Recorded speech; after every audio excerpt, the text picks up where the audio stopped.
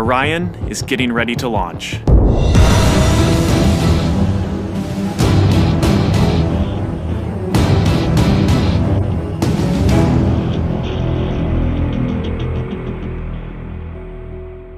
My name is Kelly Smith, and I work on navigation and guidance for Orion.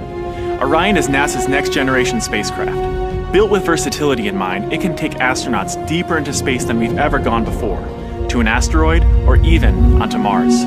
For these missions, Orion has to be one tough spacecraft, withstanding high speeds, searing temperatures, and extreme radiation. Before we can send astronauts into space on Orion, we have to test all of its systems. And there's only one way to know if we got it right: fly it in space. For Orion's first flight, no astronauts will be aboard. The spacecraft is loaded with sensors to record and measure all aspects of the flight in every detail.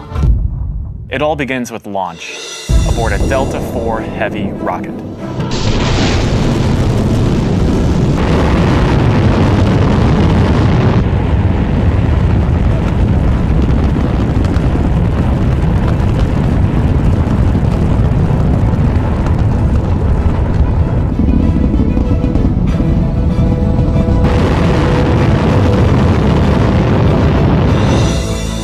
As it punches into Earth orbit, Orion will jettison its launch abort system. The abort system is a safety feature designed to pull Orion and its crew out of danger if there were a problem with the rocket during ascent. Orion's journey is just beginning. As the spacecraft and the upper stage begin their first lap around Earth, Mission Control in Houston is monitoring the progress of the flight. Orion's over 100 miles up and going about 17,000 miles per hour. Just as it passes over the Indian Ocean, we lose communication.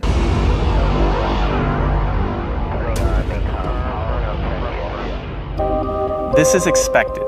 The communications link we have through satellites to Orion is momentarily lost, but Orion continues to receive and process data. Its computers can handle 480 million instructions per second. Imagine you are traveling with Orion as the flight test continues. One orbit completed. Time to go.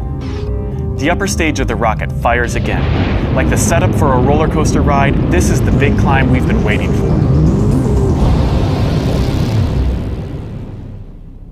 We are headed 3,600 miles above Earth.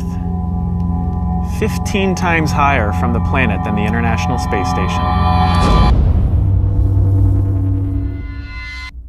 As we get further away from Earth, we'll pass through the Van Allen belts, an area of dangerous radiation.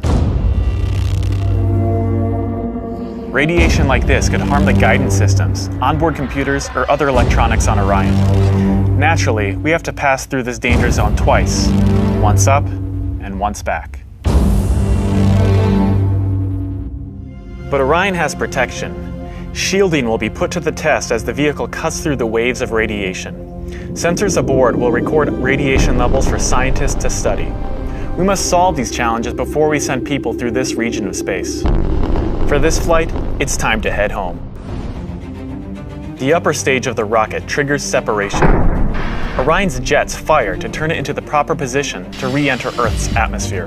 No matter what happens now, we're coming in. 75 miles above Earth, the spacecraft enters the atmosphere. Things happen quickly. We're now traveling more than 20,000 miles per hour. Air particles pushed out of the way heat up. An envelope of hot plasma surrounds the vehicle as it plummets towards Earth. The plasma reaches temperatures of 4,000 degrees Fahrenheit, almost twice as hot as molten lava. This may be the most dangerous part of the flight. Mission Control is monitoring all the data from the spacecraft, and then we lose communication again. No data can penetrate the plasma. Orion is on its own. Orion is inside a fireball. Onboard systems ignite jets to keep the ship pointed correctly, so the specially constructed heat shield takes the full brunt of the inferno. This is the largest heat shield of its kind ever made. Orion's computers command the spacecraft to bank like an airplane, keeping a precise path to the landing site. Even though we've slowed from 20,000 miles per hour to about 300 miles per hour, we're still traveling amazingly fast. We must slow down to safely land in the ocean. Luckily, we have parachutes. Specially designed for Orion, the parachutes help us hit the brakes, but not too quickly. One day people will be aboard, so deceleration must happen in stages to keep things comfortable for the crew. The forward bay cover jettisons.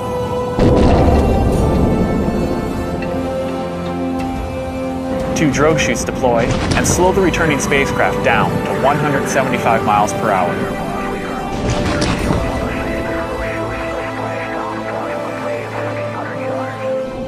Then, the three main parachutes open.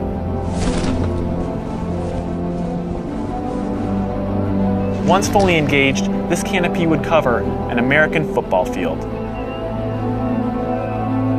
It takes parachutes this size and strength to slow our descent to 20 miles per hour, and then splashdown. For this first flight, we won't have astronauts inside, but we still have some very precious cargo. The flight data from this mission is stored inside the Orion spacecraft. While our flight might be over, there is still a lot of work to do. Onboard sensors recorded every detail, from launch to flying in space, to re-entry to landing.